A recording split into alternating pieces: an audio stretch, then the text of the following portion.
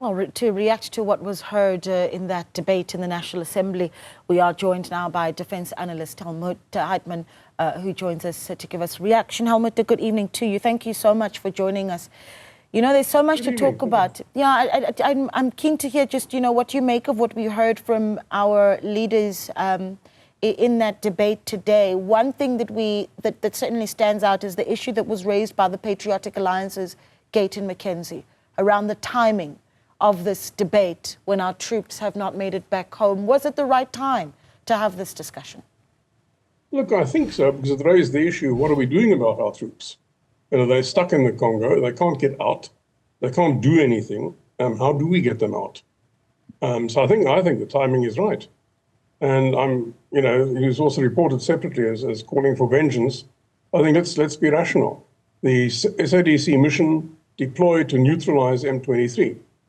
They turned the thing around and they neutralized the SADC mission. We can hardly complain about them fighting back if we're going there to fight them. Yeah, so talk to me about, Mr. Lamola also seems to have confused a little bit the SADC mission and MONUSCO. Uruguay has not got nothing to do with the SADC mission. They're part of the MONUSCO force. And on the funding side, I know the mission went in from our end before the Treasury made any money available for us. And initially, it's got to come from Treasury. And when they did make the amount available, if I recall correctly, it was about 300 million less than the Defence Force had estimated. And the same happened in Mozambique. It was again underfunded. You know, we're gonna get into the issue of funding because that debate keeps going. But let's talk a little bit about your understanding of the sort of movement that would happen with troops' bodies when it is time to for them to make it back home. I mean, at some point last week, we were given a deadline as to when they would arrive. On that date that they were supposed to arrive, we were told that they were still being processed by the United Nations. Talk to me about what that process actually looks like. Look, all going well, all going normally. You have somebody who's killed in action. You get hold of the body, you store it either in a refrigerated container, or you have to start the embalming process early. There's not really much call for a post-mortem. Your army doctor, your military doctor at the front will see immediately what killed the person. You know, a bullet wound is a bullet wound. Multiple fragment injuries or multiple fragment injuries. It's very straightforward. And then you get them back as quickly as you can. The issue here is, I think, M23 and maybe Rwanda and maybe even the Ugandans are dragging their feet on this, probably just to make the point to us that we need them and they don't need us. It's a little unkind and it's actually an undignified sort of thing to do, and I'm surprised that somebody like Kagame would allow that to happen, because he was a soldier himself. He should know better. You've got these calls now. I mean, we saw some of the parties in that debate today, you know, saying quite emphatically that let's bring our troops back. The International Relations Minister rejecting those calls. I mean, where do you sit on this? The value in keeping them in the DRC, is it still there? Look, in principle, I agree with us being involved in trying to stabilize the DRC. It makes strategic economic sense for South Africa. So did the mission in Bangui. So did the failed mission in Mozambique. They're really good arguments.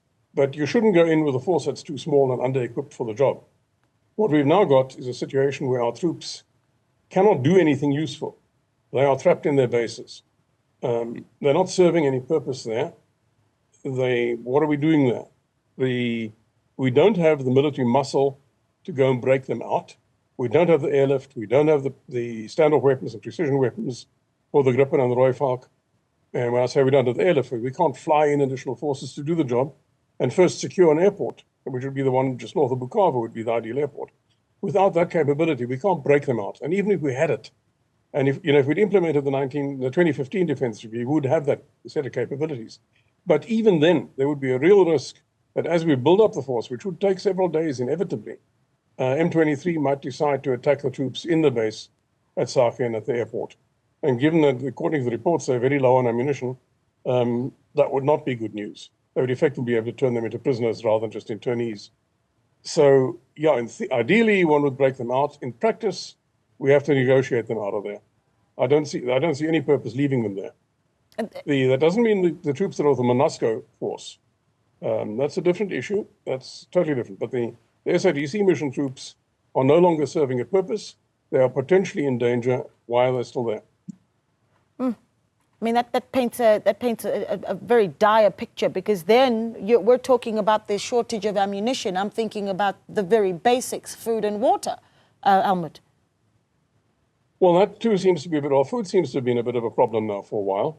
Water, I believe, at the Sake base is okay. They've got pipe water. And the people at Goma Airport, I gather, are getting water from the Uruguayan base, which is next to them. So that side is okay. Food is a bit short. I've read somewhere that the M23 are allowing the troops at Sake to buy food locally, which makes sense. You know, there's absolutely no good sense for either M23 or Rwanda to escalate the situation and make us angrier. We shouldn't be angry in the first place. We got ourselves into this. But there's no good sense for anybody to take this thing further. We should try to find a reasonably amicable way out of it. It's embarrassing for South Africa. We're supposed to be a big power in Africa, except, of course, we've run our defense force down to the point where we aren't. But sometimes you have to swallow your embarrassment. There's no point going on with something that's not working. You know, an old rule that I was taught early in the army is if you find yourself in a hole, the first thing you do is stop digging. At the moment, we seem to still be digging. There's calls that were made today in Parliament, some of them being that it is time for the Minister Angie Motshekga, the Minister of Defence and Military Veterans, Angie Motshekga, to step aside.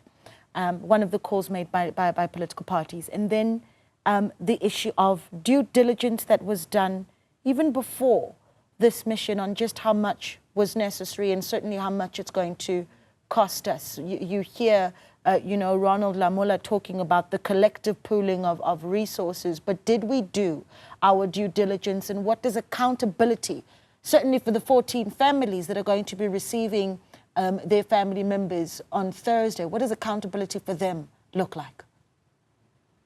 Well, that's a tricky one. I mean, as I'm given to understand that senior officers of the Defence Force attempted to make it clear right up to the president that this was not a good idea, that we don't have the capability, it's too high risk. Certainly, I've been told that the intelligence service, that's now Defence Intelligence, actually briefed the president directly. The others, the generals, probably spoke to the minister. But basically, they were told to shut up and get on with it. Now, yeah, the primacy of the civil authority. Our soldiers are supposed to do what their civilian government tells them to do. So they went and did it as best they could. And to be fair, the Defence Force did its best. It moved artillery in there, it moved anti-aircraft systems in there. They seem to have fallen down on the issue of the amount of ammunition that was supplied. But they certainly did their best with the weaponry. The one big gap, of course, was air support. And that they can't do anything about, because for several years now, the funding has been so bad that they haven't been able to support the Gripens or the Roy Falker, let alone upgrade them, let alone acquire the necessary weapons for them. So that they couldn't do. But they did their best within the limits that they faced. So, you know, accountability really here rests with the political side of it, the minister and the president. Now, you can't blame the present minister for the deployment. She wasn't there. But you could ask, did she support the extension of this deployment? And if so, why? And of course, she's now should be deeply embarrassed, having only a few weeks ago told us on TV that the Defence Force is fine and can do anything it needs to do, when clearly it cannot. On that basis alone, on the basis of simple embarrassment, she probably should move on. But you can't blame her for the mission per se. That wasn't her decision. Yeah. Just to close off, Helmoed, at the end of the day, South Africans are watching all of this. We watched the debate in Parliament today, and I think it was Maliski Gaba, one of the members of Parliament, raising the issue of whether or not the public has trust then in the SANDF and its capabilities, the public image of the SANDF, and certainly the confidence that it gives to South Africans. Is that in good standing? And, you know, with all of this that we see unfolding in Goma, how do we improve that? Probably not anymore. The Defence Force was pretty well respected. We saw that in 21 during the riots.